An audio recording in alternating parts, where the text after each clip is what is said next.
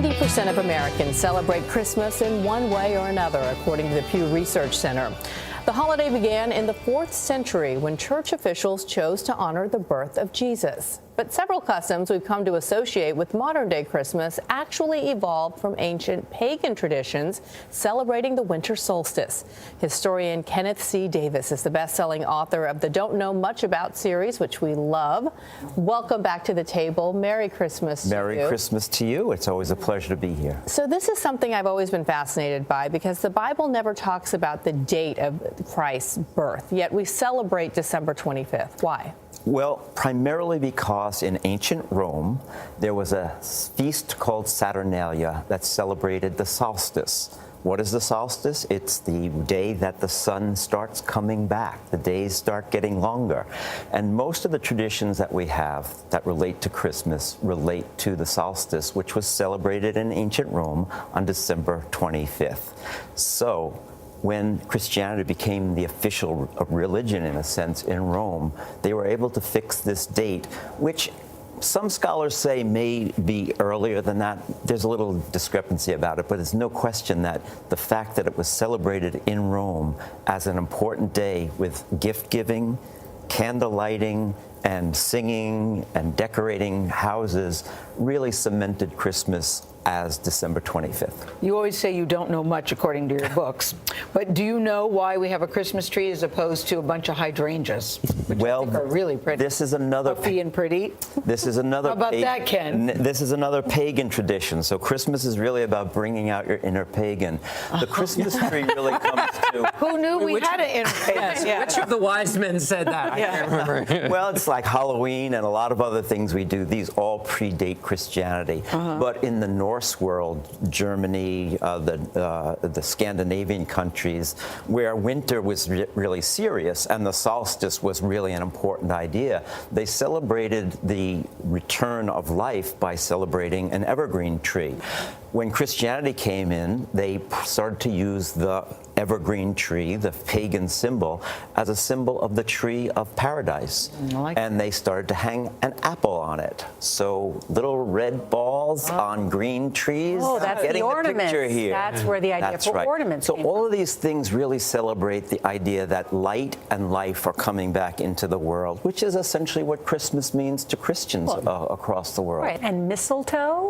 Mistletoe, we can thank the Druids for that. The Druids believed that mistletoe was an all-powerful healing item. It hung from the sacred oak. In fact, if you met somebody in the forest, you gave them the sign of peace under the mistletoe. So people started to hang mistletoe above their doorways as a symbol of peace. This was such a powerful symbol of paganism that English churches actually banned the use of it. And in fact, the real war on Christmas in America begins with the Puritans in around 1659.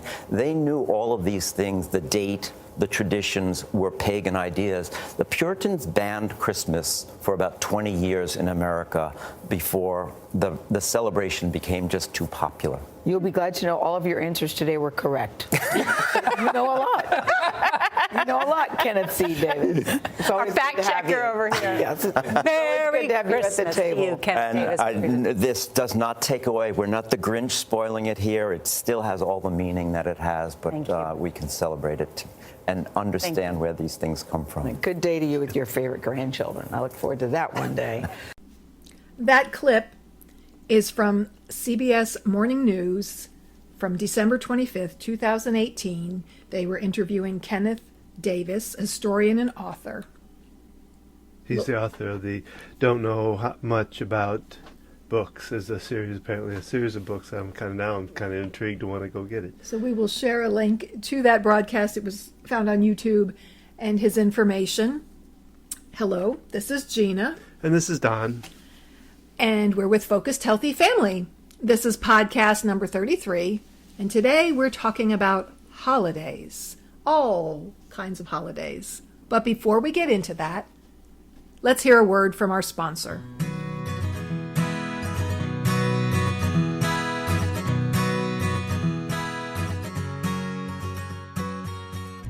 Hi guys, it's Gina. I have struggled with depression for most of my adult life. I've been treated for clinical depression for the past 7 years, and yet I've still struggled with low energy, low ambition, and just struggling to move forward. I'll wake up after 8 or 9 hours of sleep and still feel tired. I know the things that I need to do to improve my health, yet I haven't had the energy to do those things. Well, then I learned about Magic Mind and their 30-day challenge that they offer. So after some investigation, I decided to take the challenge. And after taking it for a week or two, I found that I was waking up feeling more rested. I wasn't craving the morning caffeine that I would typically drink in the morning to get me going. I was beginning to make choices like going outside to walk, which was helping me feel better and continued to help motivate me to do more of the things that I wanted to do. I don't take anything without first reading the ingredients and learning more about the product. Magic Mind is a 2-ounce drink and contains matcha, which is green tea extract. And we know that green tea contains L-theanine, which helps to reduce anxiety and stress. It's also been shown to increase focus and can boost immunity. The other ingredients in Magic Mind are adaptogens, nootropics, and honey. Forbes calls Magic Mind Silicon Valley's new morning elixir. If you'd like to try it, please go to www.magicmind.co/focusedhealthy. Our listeners can get 20% off your first order. Just use the code FOCUSEDHEALTHY20. You can also get 40% off your first subscription purchase. I want to invite you to take the challenge. Try Magic Mind, do more, and stress less.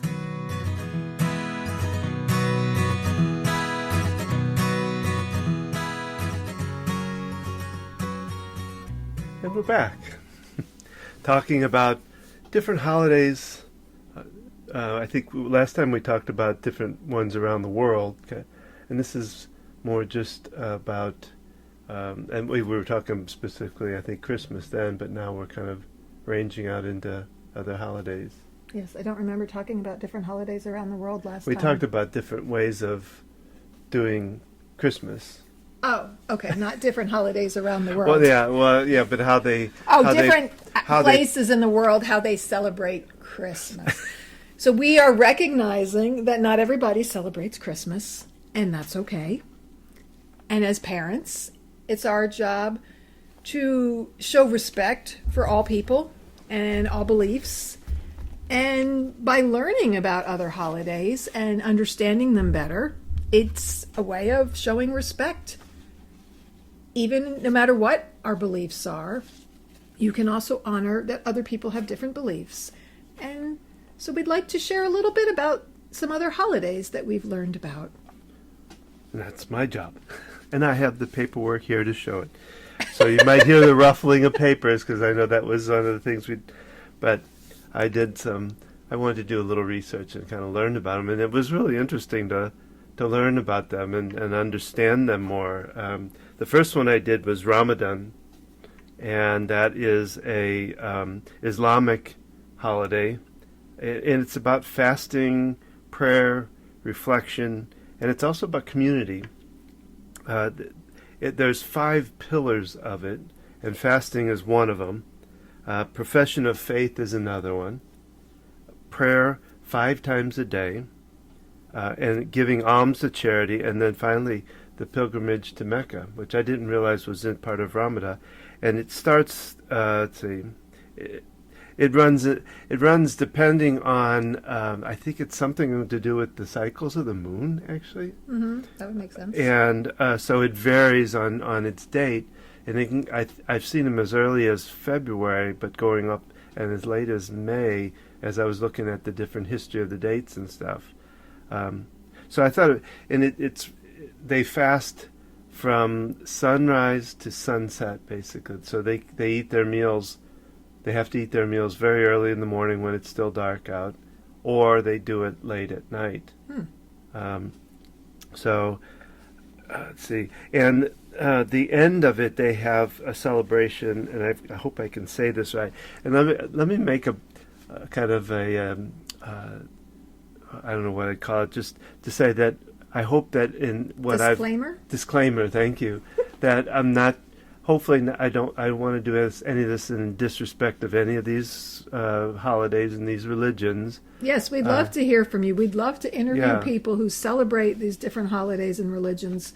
That would be great for a goal for next year at this time of year to Yeah, actually that's have true. people on our podcast talking about these different things. Maybe we can reach out to the historian, Kenneth Davis. I'd love to have him on our That's podcast. right. Yeah, that's true. And so, if you have more information about this or corrective information about what I'm saying, please share it with us in the comment section, because I did my best here to kind of get to know these different religions and these different And to invite holidays. you to research them further. This is a fun thing that we can do with our kids. We can learn about other things. We ourselves will be learning alongside them, and there's so much power in that. When kids can see you don't know everything, or they can learn more about it and teach you about it. That can be another powerful tool to empower children. Yes. And now the next one is, and I hope I'm saying this right, is Diwali. And it is honored by Hinduism, Buddha, they're showing just one type of Buddhism, but I think it follows more than one, but it's called the Newar Buddhism, Jainism, and then the last one, I've got to make sure I got this one right, Sikhism, I think it's the way. Sikhism? Oh, that could be it. I took I took an Eastern religion course in college, so I learned about some of these religions. Now, granted, this was almost more than 30 years ago that I took the course, but it was very fun. The professor who taught it believed in all religions, and he considered himself, I'm trying to remember how he phrased it, Dr. Puffenberger, that he was first a human. He had this whole sequence of, because he considered himself Christian, but he also believed in all these religions. And we went on the best field trip ever. He was from DC, where I went to college, was only a couple hours from DC. We took a field trip for the weekend. We went to DC. We stayed on the floor in his home church in DC, where he was from. And then we went around and we met with a monk. We went to a Hare Krishna service. We went to a Sikh service. I might not be using the word service incorrectly. We went to a number, some of them were their whatever, holy celebration, however you want to call it. And some of it was just meeting with them, like when we went and met with the monk. And so we got to learn up close and personable about these different religions that we were studying with the textbook in the classroom. And it was very empowering. And I took away from it his belief that there was so much similarity. They have different names for God, but there was so much more that was similar. Well, their beliefs really center around non-injury of any living being, whether it's animal or person or plant, for that matter. And because it's one of the is Jainism, and they talk about Jain religion teaches salvation by perfection through successive lives and non-injury to living creatures. So they all kind of focus around that. There's slight differences between those different ones, Hinduism and Buddhism. Yeah, I remember learning a lot about Buddhism. But I just, it was interesting, and a lot of them believe, like Hindus believe in the doctrine of samsara, continuous cycle of life, death, and reincarnation, and then karma, the cause and effect, the way it states it. So in Diwali, they celebrate, it's actually called the Festival of Lights. Oh. And part of it is they light diyas, D-I-Y-A, which is an oil lamp. Okay. And then they decorate homes. They have festivals. They do shopping and fireworks and of course prayer that goes along with that. So, and then there's Hanukkah, and that's one I think most people at least know of, where they In the United States. well, yeah, probably. We could have listeners outside the United States. But I found out Hanukkah started back in the 2nd century. It was celebrating the rededication of the Second Temple of Jerusalem. Basically, the Jews had risen up against the Greek-Syrian oppression called the Maccabean revolt. We need to interview one of our Jewish friends who could. Yeah, that and what was neat about it was that they were a very small group going up against a rather large, kind of almost a David and Goliath kind of thing, and they were victorious. They were able to recapture this and gain back their temple and that area around their temple. So Like Ukraine and Russia. yeah, kind of. That's right. Yeah, because it says, despite the vastly outnumbered, the Maccabees managed to recapture the Holy Temple. So the lighting the menorah. Thank you. There's nine candles. There are 8 are significant. The 9th is used for lighting the other ones. Mm-hmm. But I didn't know this. The 8 signifies. I think when the way I understand it is when they've got the temple back, they were able to light a candle, but they only had enough oil for one day, but it lasted for 8 days. It was kind of like kind of their belief of, I guess, like kind of like a miracle. They do spinning tops, because during their time of suppression with the Greek Syrian oppression, they called it, or dictatorship, they called it, they weren't allowed to practice the Torah. They weren't allowed to read it or practice it. So the kids, in order to learn the Torah, they made tops that they would spin and they play with, but they would use the tops while they're reading the Torah. That way the authorities would think they were playing. They weren't learning anything. Dreidel, right? A dreidel, yes. There's lots of Hanukkah songs out there. Dreidel, I've got Adam dreidel. Sandler in my head, and there are people who have brought more light to Hanukkah in the United States as compared to other religions. And they also have a thing with gold coins. They would give gold coins to their teachers. That parents would give it to the kids to give to their teachers for their teaching skills, and then also they at certain point they started to give the kids coins for their learning.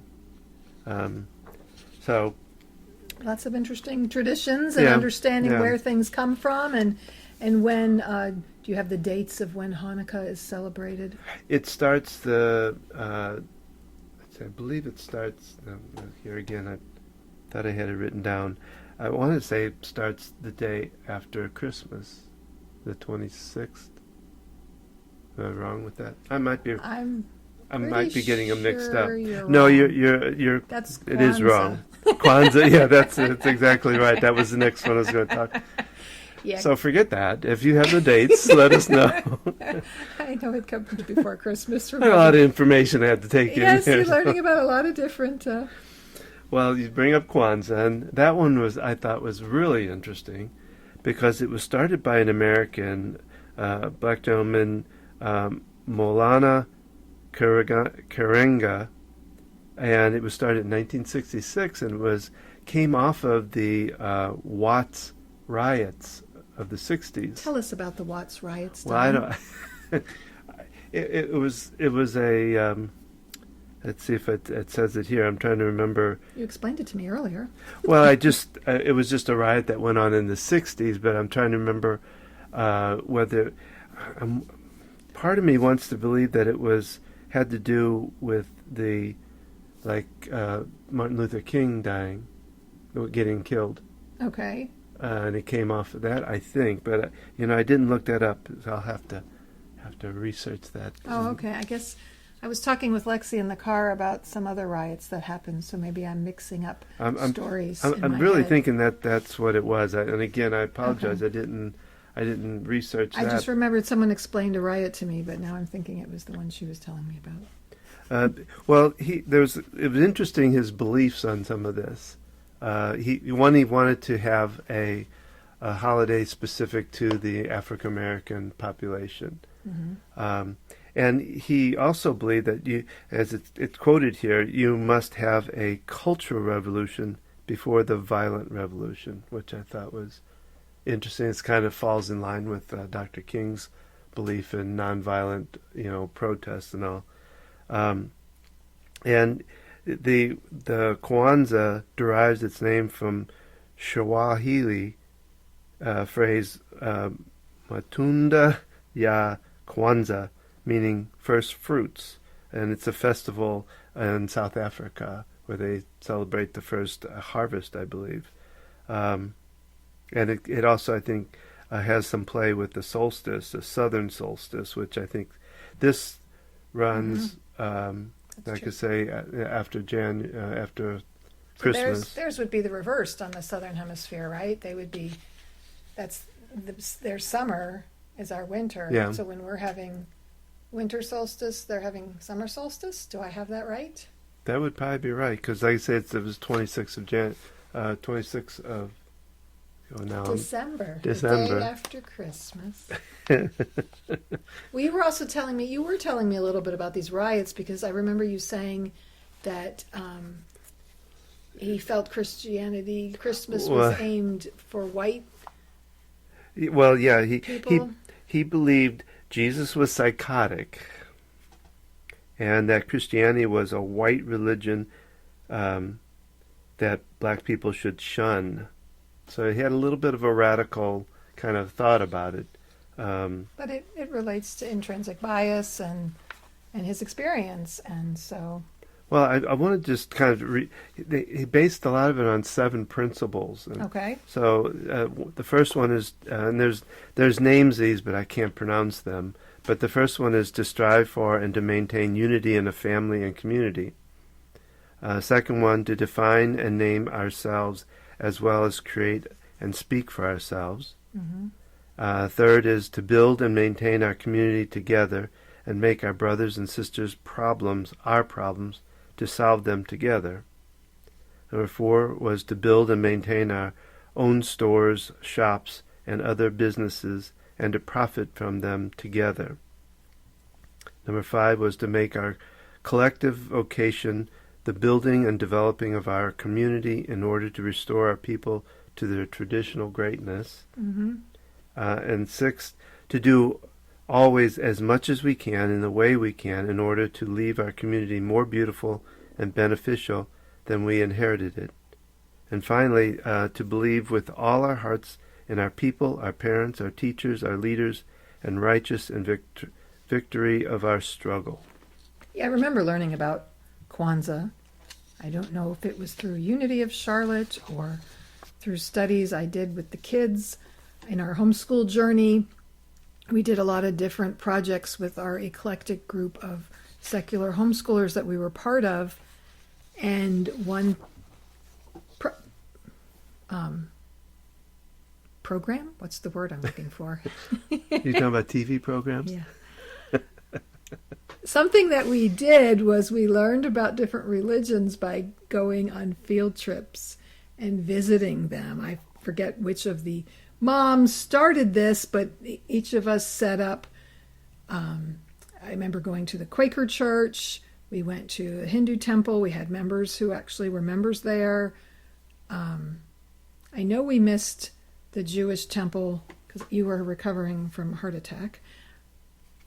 We went to a number of different places because I set up one at Unity of Charlotte, and for our kids to learn about these different religions. And the best way is to experience it, to go and talk to the people there. There is a Hindu school here in Charlotte, and we got to tour it. We sat down and talked with, I don't know the terminology for the head of a Hindu temple, but we talked with somebody there, and then we toured the school, and they told us about the school.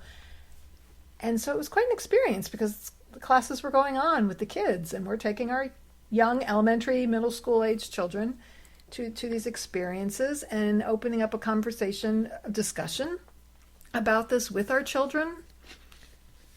And it's such an opportunity for us to embrace other people's differences and leading towards acceptance, because we must first understand people's differences. And we as parents need to be the ones to bring up these conversations.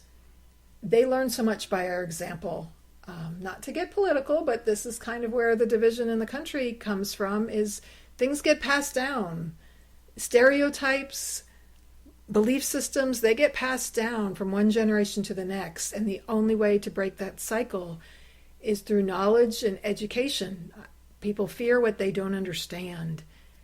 And in understanding the differences in people, that leads to more respect of people's differences, which leads to peace and harmony, and let's all sing Kumbaya and the Beatles or John Lennon's Imagine Together Now.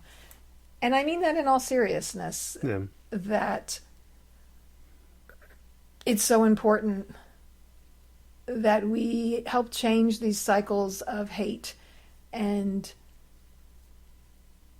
racism and attacking other people for their religious beliefs, their ethnicity, their backgrounds. And we can still hold on to our beliefs and not agree with the other religions, yet we can still have an acceptance for people who are different than us. Does that make sense? Yeah.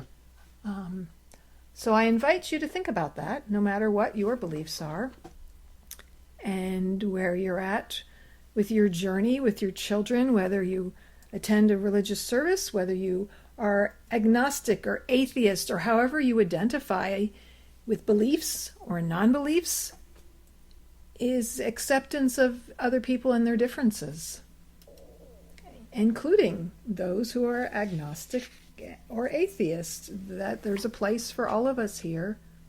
Well, and the fact that a lot of this started from, well, you know, the other thing I read, and I kind of just glanced at some stuff about pagan, and pagan really came from, I want to say it was the Puritans, but it was considered all other types of religion were considered pagans. Okay. It was just their belief from that theirs was kind of the right, and the others were, and I can't remember what the term pagan. Paganism is an actual belief system. Now, but the way it kind of got, the idea of it came about was from. I'm curious if that's how it came about, or if that's the Christian interpretation of paganism. Well, like I said, I should have kept That's that. okay. We can research that some more. I have a friend who identifies as pagan, and I know I learned a lot about that, much as Kenneth Davis was talking about, that many Christian traditions around Christmas, well, Christmas traditions, that doesn't have to be Christian, are centered around pagan traditions, and that overlap in that happened. And a lot of it was established well before Christianity was even formed. Right. And so when Christianity came about, they incorporated it. We've even heard interpretations of the Bible that Jesus was more likely born in the summertime, well, the summer months, and at the beach. They coincided. July and the beach. No. Coincided it with the solstice. There's information on that. There are books about that. Whether you believe it or not, there's a lot of information out there, and the connection with the solstice and the changes of the cycles. You mentioned the cycles of the moon with one of these, that a lot of things came about because of that. You know, when you think back, before we had clocks and calendars, that things are based on, our months are loosely based on moon cycles. So, on just a little bit lighter tone, Yes. Santa Claus. You know. Ho, ho, ho. So, let me ask you this: where do you think Santa Claus came from? I want to say it came from a Dutch country, but I don't know. Well, I found it kind of interesting because I think most people kind of consider it started with Saint Nicholas, and that, you know, the gift giving that he would do, especially to poor children and all. But it actually dates back further than that. It goes back to a bearded old man called Odin. This deity was worshipped by the early Germanic pagan tribes traditionally portrayed as an old man with a long white beard with an 8-legged horse called Sleipnir, he would ride through the skies just like Santa's reindeer. Deliver, and during the winter, kids would fill their booties with carrots and straw and leave them by the chimney for Sleipnir to feed on. Olden would fly by and reward the children with their little presents in their booties, much like they do with Christmas stockings today. The white bearded red suit was actually developed by Coca-Cola in 1930. Oh, really? And it was based loosely on between Saint Nick and this old Odin for promotional reasons. Did they pick the red color, or? It didn't say in this. I didn't realize that's only been around since the 30s. So it'd be interesting to research what Saint Nicholas, how he was portrayed. Probably not in a red and white suit, probably in more traditional garb. No, I think everything I've seen of him has actually been in like green. But and that was in Ireland, I think, is where he did it. But he wasn't Irish; he was actually English. Saint Nicholas. And then they also talked about Christmas carols were actually based on wassailing, which there's a song, "Here We Come, a wassailing," you know. But it was, let's see, let me see. I'm reading, of course. I've got that song stuck in my head now. Anglo-Saxon phrase, wassail. But every year, wassailers would roam through their villages in small groups, singing loudly with the aim of banishing evil spirits and wishing good health to those around them. That sounds like something I would do. Because all the wassailer. And all the bad spirits. I'm known evil for spirits. turning anything people say into a song. I can pull up an old song lyric very quickly. So I'm going to now refer to myself as a wassailer. I'm banishing the evil spirits with my song. That's what I found so far. So, I mean, there's a lot. We didn't, there's a lot more to all of those, but it was just kind of And that's not an all-inclusive list of... We no. kind of focused around this time of year holidays, but we also wanted to cover some different religions, even though some of their holidays don't coincide with this time of year, which in the Northern Hemisphere is winter time, right? In the Southern Hemisphere of the world. Well, again, not to go like too political, but it's just... was it a couple of years ago where they started this idea that we were trying to get rid of the Merry Christmas, and when I think about it, I tend to use Happy Holidays with somebody because I want to respect whatever their beliefs is. Mm-hmm. If I know them well enough and I know that Christmas is celebrated by them, I'll say Merry Christmas to them. I think I just use it as I see fit. I went to a PFLAG meeting yesterday, and they were talking about intrinsic bias. So we'll have to go into that in more detail in another podcast.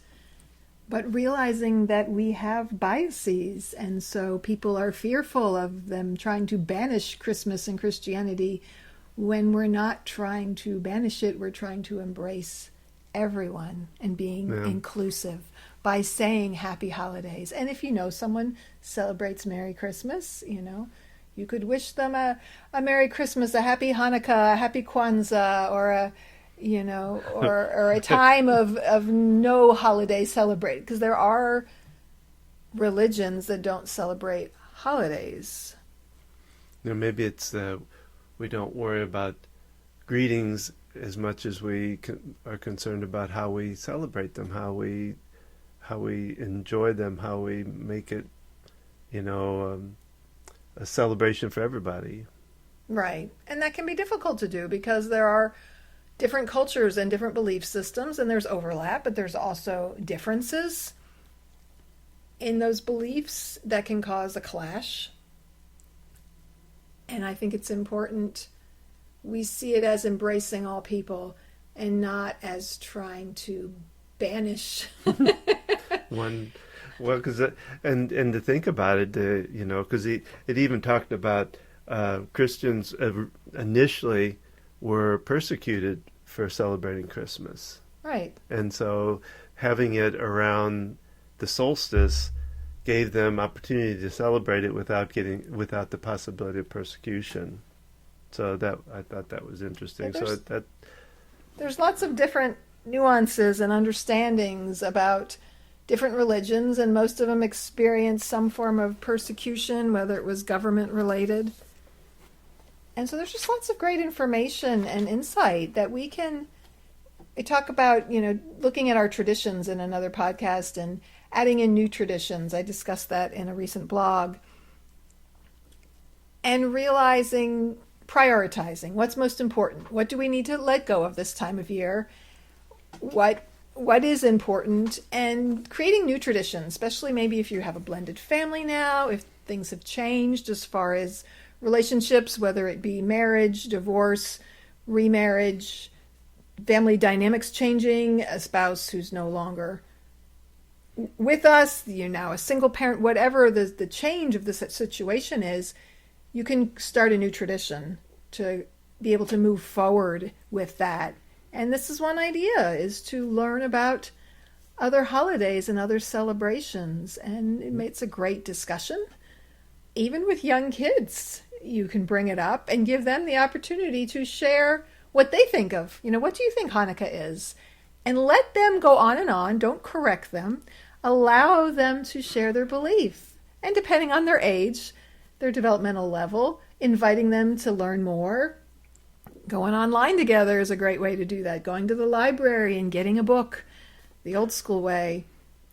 And opening a conversation up and of understanding and respect. Well, it makes me think about the idea of looking at your own history of how your own family has celebrated. Right. Even amongst Christians and people of the Jewish faith, your own personal family traditions, where did they come from? Well, and how have they evolved? Mm-hmm. Because I said, when I interviewed my aunts and uncles, my dad's, they talked about holidays and it was very different. And I shouldn't say very different, but their gifts were different. Their, what they did and some of the things they would, So it's interesting even to look at your own past and look back and see how your family celebrated and see how it's changed. There's a great story, and I'm not the best at relating stories like this, but it's a story about a family, and when they make the roast, they would cut the ends off the roast before they cooked it. Oh. And they did it because their mom did it, and they did it because their mom did it. And they finally found out the reason was grandma or great-grandma, her pan wasn't big enough, and that's why she cut the ends off. And it's like, why are you throwing out good meat or whatever it was? But she was doing it because of the size of her pan, and it became a tradition, but no one knew why. Was that from your family? No, that's a story I've heard. I thought that was your family. So it's something I've heard somewhere. And so we're going to wrap it up. That's our podcast for today. We hope you enjoyed it. We'd love to hear from you, especially giving us corrective information or more information about the holidays you know about or traditions you've been in. Please leave comments for us. I love guest bloggers to come on. I have been having blogs that go along with these different podcasts. At Focused Healthy Family, you can find the blog. And I'd love if you have an interest in being a guest blogger and sharing either something you've written or something someone else has that you'd like to share to expand on this topic. Please reach out to us so that we can expand the information that we're sharing. And if you've liked what you heard today, you can also check us out about our parent coaching program and workshops. I know we're going to be coming up with some workshops the first of the year. You can check us out by going to www.focusedhealthyfamily.com. You can follow us on Facebook at Focused Healthy Family. We got Instagram. Gina does Instagram at Gina at Focused Healthy Family.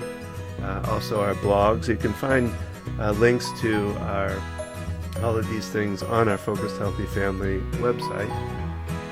And since we're going to be coming through this at Christmas, we want to wish everyone a happy holiday for all their different holiday traditions. Or just a calm and peaceful December and transition to January and the new year. And remember, how you speak to your children shapes their future.